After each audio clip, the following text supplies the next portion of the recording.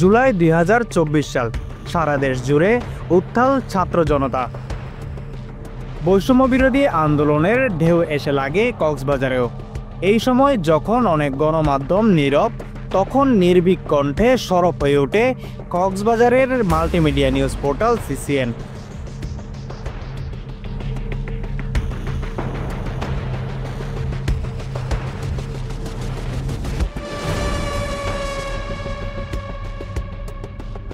আন্দোলনের শুরু থেকেই সিসিএন মাঠ পর্যায়ে থেকে সরাসরি লাইভ কভারেজ, প্রতিবেদন ও বিশেষ সাক্ষাৎকার প্রচার করতে থাকে। বিশেষ করে ১৬, ১৭ ও ১৮ জুলাইয়ের ঘটনা প্রবাহে যখন কক্সবাজারে ঘটে রক্তাক্ত সংঘর্ষ, ছাত্রদের বুকে গুলি, হাসপাতালের করিডোরে কান্না, পুলিশি তাণ্ডব, তখন সেই মুহূর্তের বাস্তব চিত্র তুলে ধরে সিসিএন। মানুষের হৃদয়ে স্থান করে নেই তারা। আন্দোলনের সংবাদ সংগ্রহে গিয়ে ১৬ জুলাই কক্সবাজার সরকারি কলেজের ভাঙচুর করা হয় সিসিএনের রিপোর্টার মিরনের বাইক। ১৭ জুলাই শহরের লালদিঘির পারে এক আন্দোলনকারীর সহ সাধারণ এক ব্যক্তিকে মারধর করা হয়। তাকে রক্ষা করতে গিয়ে হামলার শিকার হয় তৎকালীন বার্তা সম্পাদক আজিম নিহাত, স্টাফ রিপোর্টার মিশু দাশগুপ্ত। একাধিক মামলা হয় সিসিএনের রিপোর্টার আজিমা ইমার নামে। সেই সাথে ৪ আগস্ট ঈদগাঁওতে জ্বালিয়ে দেওয়া হয় সিসিএনের ব্যবহৃত মোটরসাইকেল। আমি যদি ভুল না করি ১৬ জুলাই কক্সবাজারের প্রথম আন্দোলন হয়েছিল এবং প্রথম দিন তারা লিং রোড থেকে যখন সরকারি কলেজ অভিমুখে চলে আসে তখন সেখানে ছাত্রলীগের নেতৃত্বে আন্দোলনকারীদের উপর হামলা হয়েছিল। সেই যে পুলিশ স্টিক দিয়ে পেটানো হয়েছিল সেই ভিডিওটি প্রথম গিয়েছিল চ্যানেল 24-এ এবং এরপরে সেই ভিডিওটি সিসিএনেও প্রচারিত হয়েছিল। এবং আমরা আসলে এই ১৬ তারিখ সেই ঘটনার পরে যখন দেখলাম যে আবারও আন্দোলনকারীদের একটি অংশ শহরের মধ্যে ঢুকলেন, বেশ কিছু বিচ্ছিন্ন ঘটনা ঘটলো, পরবর্তীতে বিএনপি অফিসে হামলা হলো, সবগুলো ঘটনার সাথে আমরা কানেক্টেড ছিলাম। আমরা খুব কাছ থেকে সেগুলো কভার করছিলাম এবং প্রত্যেকটি ঘটনায় আমরা চেষ্টা করেছি উপস্থিত হওয়ার জন্য, সব সত্য মোটামুটি প্রচার করার জন্য। এবং আমরা আসলে ওই সময় আমি এর পক্ষে এই ধরনের কোনো মানসিকতা আমাদের মধ্যে ছিল না। আমাদের মধ্যে একটাই জিনিস ছিল যে পেশাদারিত্ব, কারণ যে চলমান ঘটনার সাথে থাকাই হচ্ছে একজন সাংবাদিকের কাজ। পরবর্তীতে যখন ১৭ জুলাই লালদিঘির পাড়ের একটি রেস্টুরেন্টে, যেটি আপনারা হয়তো সবাই দেখছেন, বিষয়টি সারা দেশের মানুষ হয়তো দেখেছে, সেখানে একজন মানুষের উপর সেখানে যখন আওয়ামী লীগের নেতৃত্বে হামলা হচ্ছিল তখন সেখানে আমি ছিলাম, সৌরভ দেব ছিল, আমাদের সিসিএনের মিশু ছিল এবং একইভাবে সেখানে আজিজ রাসেল ছিলেন, আরও বেশ কয়েকজন ছিলেন যারা আমরা তাকে শুরুর দিকে আমি আর সৌরভ ভিতরে ঢুকেছিলাম তাদেরকে মোটামুটি সেখান থেকে নিয়ন্ত্রণ করার জন্য বিষয়গুলো। পরবর্তীতে সেখানে আমাদেরও কয়েকজনের উপর হামলা হলো, সেখানে মিশু আহত হয়েছিল, সৌরভ আহত হয়েছিল, আমাদের উপর মোটামুটি ধাক্কাধাক্কি হয়েছিল নানাভাবে। আমরা আসলে কারো উপর উদ্দেশ্যমূলকভাবে কারো বিরুদ্ধে উদ্দেশ্যমূলকভাবে কারো পক্ষে সেই ধরনের সংবাদ আমরা করি না। জুলাই আগস্টে কাজ করার যে স্মৃতি আমার সাংবাদিকতার জীবনে, সেটি অনন্য অভিজ্ঞতা হয়ে থাকবে। আমরা শিক্ষার্থীদের পক্ষে দাঁড়াতে গিয়ে আমি সহ তৎকালীন দেশ টিভির কক্সবাজার জেলা প্রতিনিধি সৌরভ দেব দাদা, চ্যানেল 24-এর আজিম নিহাত ভাই, তিনি সে সময় সিসিএনের বার্তা সম্পাদকের দায়িত্বে ছিলেন। আমরা বেশ কয়েকজন সাংবাদিক একজন আহত শিক্ষার্থীকে রক্ষা করতে গিয়ে হামলার শিকার হয়েছিলাম। সে সময় আওয়ামী লীগের যে অঙ্গ সংগঠনের কিছু নেতাকর্মীর হাতে, সেই স্মৃতিগুলো রয়েছে। সেই সাথে মামলার আতঙ্কে আমরা প্রায় ১ সপ্তাহের বেশি সময় ধরে নির্গুম রাত কাটিয়েছিলাম। আমাদের একটি অপরাধ ছিল, সে সময় আমরা একজন আহত শিক্ষার্থীকে রক্ষা করতে গিয়েছিলাম, সেটি আমাদের অপরাধ ছিল।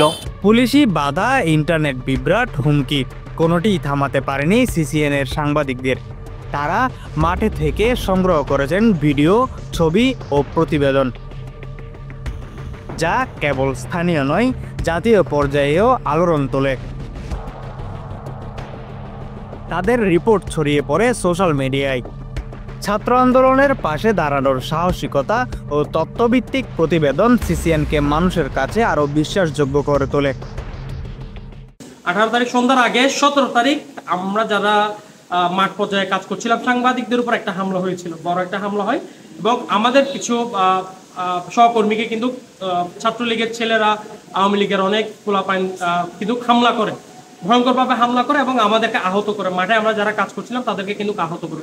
17 তারিখের পর 18 তারিখ যখন ছাত্ররা আন্দোলন করে ফিরে আসছিল, তারা তাদের যে আন্দোলনটা বাস টার্মিনালে সেখান থেকে শুরু করেছিল, সেখান থেকে শুরু করে তারা যখনই ভেতরে আসা শুরু করেছিল সেই সময়ই রাস্তার গোলদিঘির পাড় থেকে তাদের উপর যদি আমরা বলি সন্ধ্যার আগ মুহূর্তে কিন্তু গুলি চালানো হয়। এটি স্পষ্ট ফুটেজ কিন্তু এখনো পর্যন্ত রয়েছে। সেই সময়টা কিন্তু একটি ভয়াবহ স্মৃতি ছিল আমার চোখে এখনো পর্যন্ত। সেই দিনটির কথা ভাবে আমরা অনেক সহকর্মী আমার একদম মাঝখানে পড়ে গিয়েছিল, পেট্রোল পাম্পের ওইখানে একদম মাঝখানে পড়ে গিয়েছিল। আমি পড়ে গিয়েছিলাম এক কোণার মধ্যে, আমি পড়ে গিয়েছিলাম আপনার লালদিঘির পাড়ের ওইদিকে, এবং মাঝখানে গোলাগুলি হওয়াতে আমার অনেক সহকর্মী নিজেদের প্রাণ বাঁচানোর জন্য এলোপাথারিভাবে দৌড়তে থাকে এবং অনেকে কিন্তু আহত হতে হতে কিন্তু রক্ষা পেয়ে গিয়েছিল। সেদিনের পরেই মোটামুটি সন্ধ্যা 8:30-8:30 দিকে ইন্টারনেট বন্ধ করে দেওয়া হয়। মোটামুটি পুরো বাংলাদেশের রাজধানী ঢাকা থেকে পুরোপুরি যদি আমরা বলি বিচ্ছিন্ন করে ফেলা হয় পুরো দেশকে। যখন কক্সবাজারের প্রথম একজন কিশোর শহীদ হন, যে এখানে কিন্তু জেলা আওয়ামী লীগের শীর্ষ কয়েকজন পর্যায়ের নেতা ছিল, সেদিনে কিন্তু আমরা শহীদ মিনারে ছিলাম। এবং শুধু এই ঘটনা নয়, যে যারা বিএনপির যে কার্যালয় পুড়িয়ে জ্বালিয়ে দেওয়া, সেদিনে কিন্তু সংবাদকর্মীদের টার্গেট করা হয়েছিল। যে আসলে অনেকে বলে যে আসলে কক্সবাজার জেলায় যারা কর্মরত আছে, জেলা 24 গণঅভ্যুত্থানে সংবাদকর্মীদের কি ভূমিকা ছিল, আমি সেটা যদি যারা বলছে তাদের কাছে উল্টা প্রশ্ন, আপনি আমার পেশায় আসুন, দায়িত্ব পালন করতে চান, তখন বুঝবেন আসলে দায়িত্ব কাকে বলে।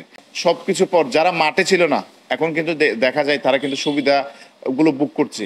আমি বলতে চাই যারা সুবিধাগুলো বুক করছে, 18 জুলাই, 16 জুলাই এবং 14 জুলাই কক্সবাজারের পরিস্থিতি কীরকম ছিল সেটা একবার যদি মাঠে থাকতেন তাহলে সেদিনের কি ঘটেছিল সেটা কিছুটা হলেও অনুভব করতে পারতেন।